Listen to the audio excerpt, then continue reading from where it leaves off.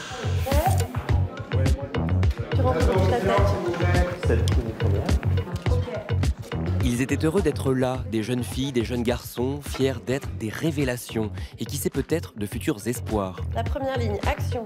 Ils étaient plus ou moins timides, plus ou moins dissipés, ils avaient plus ou moins fait leur devoir. Il y a une vraie rencontre avec Denise, qui est une grande réalisatrice. Ah oui, vous aviez vu Mustang? Non, je l'ai pas vu, mais je sais que c'est une grande réalisatrice. J'aurais pu faire le mytho et dire ouais, j'ai vu Mustang, mais Comment vous savez que c'est une grande réalisatrice? parce qu'elle a eu un César. Donc avoir un César, c'est acquérir une légitimité? Ouais, il y a un tampon qui se fait, voilà. Un, bienvenue dans la famille, et puis deux, continuer de travailler pour faire des bons films et représenter la France aux États-Unis. Parce que je crois qu'elle était partie aux États-Unis après. Je suis après. Ok, action. Depuis Mustang, Denise Gamze-Erguven a en effet tourné un film aux États-Unis. Pour les Césars, le défi était encore plus fou. Faire un film de 2 minutes avec 30 comédiens et égalité de présence à l'image. C'est vrai que c'est une compétition, là ils sont tous en lice pour le César Meilleur espoir. du meilleur espoir.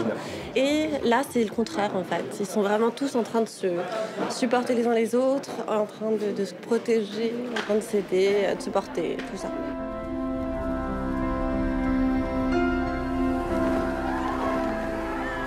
Ils seront 10 le 31 janvier, 5 nommés pour le meilleur espoir féminin, 5 pour le meilleur espoir masculin. En attendant, ils sont une forêt d'orteils, une mer de bras, des corps en mouvement, abstraits.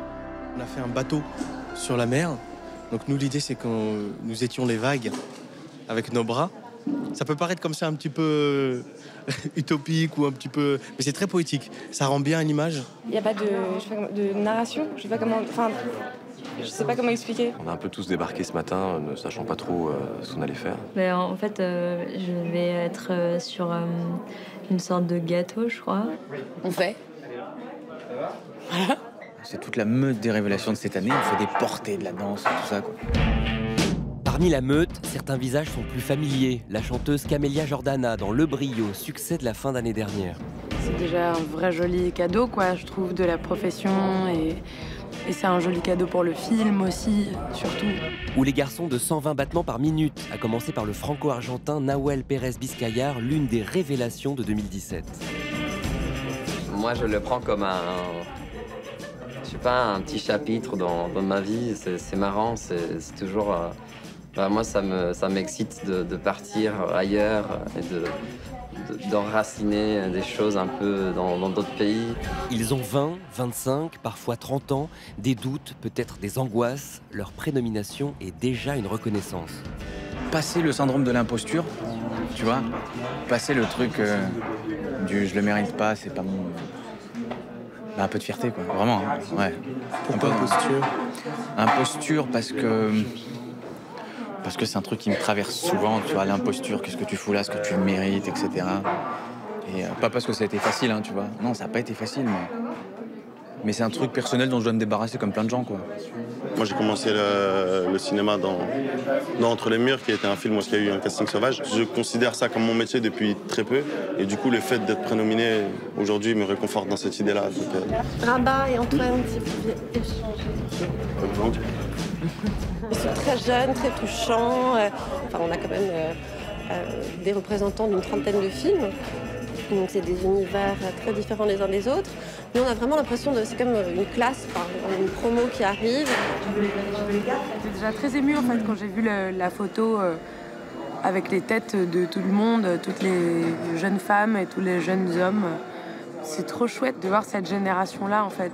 J'ai l'impression que, et j'en suis assez fière d'ailleurs, je suis partie d'une génération d'acteurs, en tout cas quand je vois les autres, on cherche pas à être élégant, on cherche pas à être beau, je veux dire quand on joue.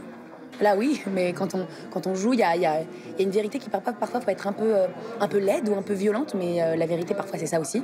Et du coup, je trouve que là tous les acteurs qui m'entourent ici s'inscrivent bien là-dedans. Et du coup, je suis assez fière de cette génération-là d'acteurs. Dans cette promo 2018 se croisent humoristes, chanteuses, théâtreux. La Comédie Française envoie 2 de ses pensionnaires, Adeline Dermy pour Marilyn et Benjamin Laverne, l'insupportable marié du Sens de la fête, l'un des plus gros succès français en 2017. Il y a une sympathie ou des sourires qui pointent parfois dans la rue, des gens qui font je sais pas, voilà. Pas être parano, mais je pense que c'est lié vraiment à la sortie du film. Et donc c'est sympa, ça fait plaisir. Les comédiens de 120 battements par minute ont eux vécu une année complètement folle depuis les marches de Cannes. Les Césars, c'est un peu la cerise sur le gâteau. On s'est partagé les voyages. Oui, c'est-à-dire que moi j'ai fait tout ce qui était les Vosges, Vittel, Valenciennes, PACA, la France. Voilà, un peu plus pénible, Los Angeles, New York, Toronto. Mais dans la France, il y a la Guadeloupe et je vais en Guadeloupe la semaine prochaine. Voilà, on lui a laissé. On peut dire que le film est archi favori au César. Je sais pas ce que ça veut dire archi favori, mais... Après, il faut pas dire qu'on est favori parce que notre productrice va encore être déçue s'il n'y a que 2 Césars, alors que ce serait déjà incroyable. Ok, magnifique, on a notre plan, c'était très fort. Bravo. Ont-ils déjà une petite idée de ce qu'ils diront s'ils l'ont, ce César? Non, là j'imagine ce que je vais finir d'écrire pour mon album. Je remercierai ma mère, mon père, ma grand-mère, mes tantes. Et puis, je passerai un bon temps sur les remerciements, sinon je pense que je risque de me faire casser la gueule. Est-ce que tu sais ce que tu vas dire si tu l'as? Franchement, je suis totalement lucide. À bon entendeur. Non, je suis hyper lucide. Rendez-vous le 31 janvier pour les nominations et le 2 mars pour la cérémonie qui consacrera 2 espoirs parmi tous ces visages à découvrir tout de suite dans ce clip.